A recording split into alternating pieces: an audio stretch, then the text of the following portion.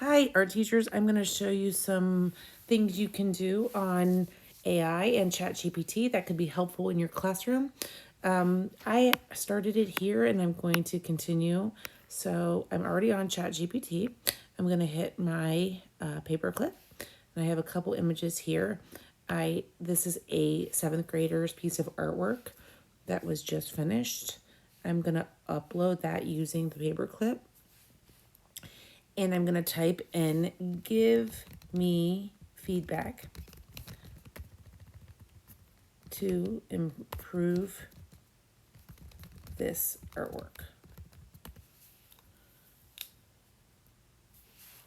And it uploads my picture, or my student's picture.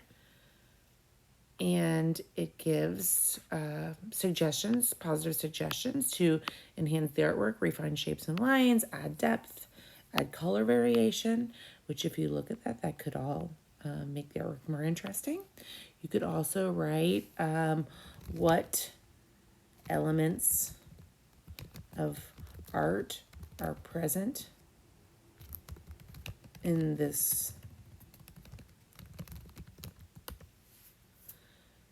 So if you're going over certain elements or principles of design after a student is finished, you could have them upload it to AI or ChatGPT and see if what AI or ChatGPT has to say about their elements and principles of design that are present. So sure enough, it brings up shape, color, line, space, pattern, texture, and says that all of those are present in the work. You can also I'm going to also show you, you can hit the paperclip, and I just have this silly photo on here because it's not a very good photo to see what it says about it.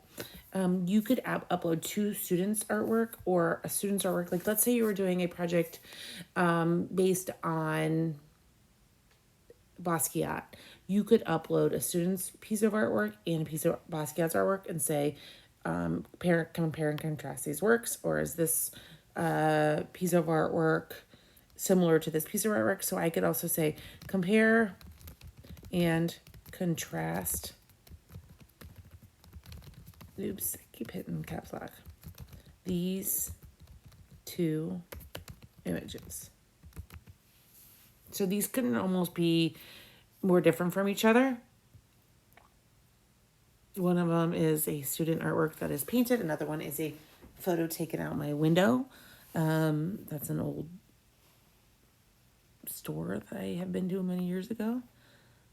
So one of them says vintage wall advertisement, abstract art. So it's kind of fun that it brings up exactly what it is. You can also, it's kind of fun to say, if you're wondering how a student, if they brought something in and it doesn't look like their work, or if you are wondering how anybody did artwork, or even another artist, you could say, tell me how this artwork was created.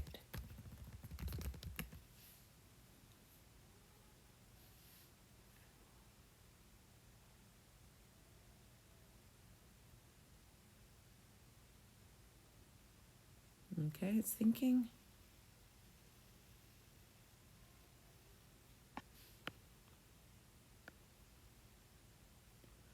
So it says papers and it says markers or pens. It actually was paint. So I guess it's not always right. Maybe the student painted it so well. It said that. I also think it would, I have done it before and it has pretty much told me that. This is not a very good photo. It's out my car window. You could easily say, some of the other things are right on there. Color blocking, composition. You could easily say, give me feedback to make this photograph better. Oops. Hopefully better on there.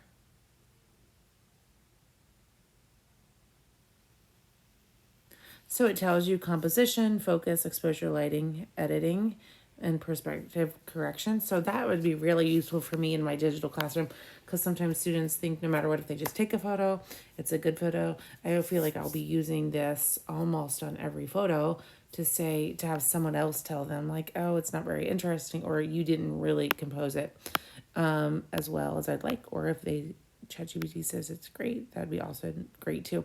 You can also go, you could hit two photos. So I have this Kandinsky and Warhol saved on my iPad. And so if you're going over two artists, like say,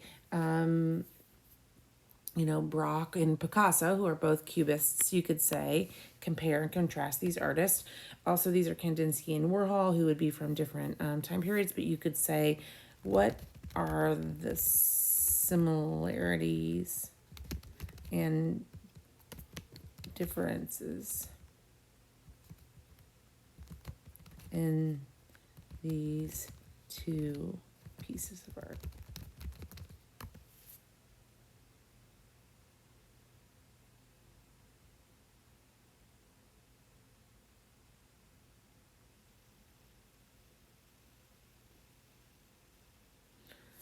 So sure enough, it brings up the similarities of the Warhol and it says right here, it comes up right away that it's Kandinsky and Warhol, and brings up things that make them similar and different. What I like on all of these things that I put in here is it brings up very common art vocabulary that we would use in our conversation with students with these pieces of artwork, like pop art and consumerism, and with Kandinsky abstract art.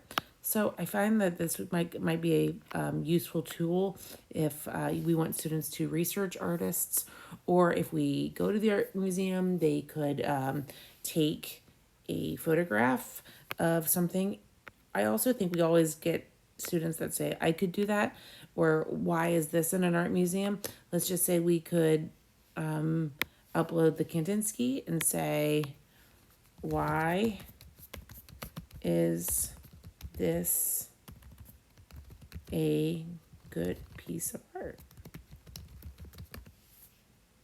We could see what ChatGPT says about it, even if you agree with it or not.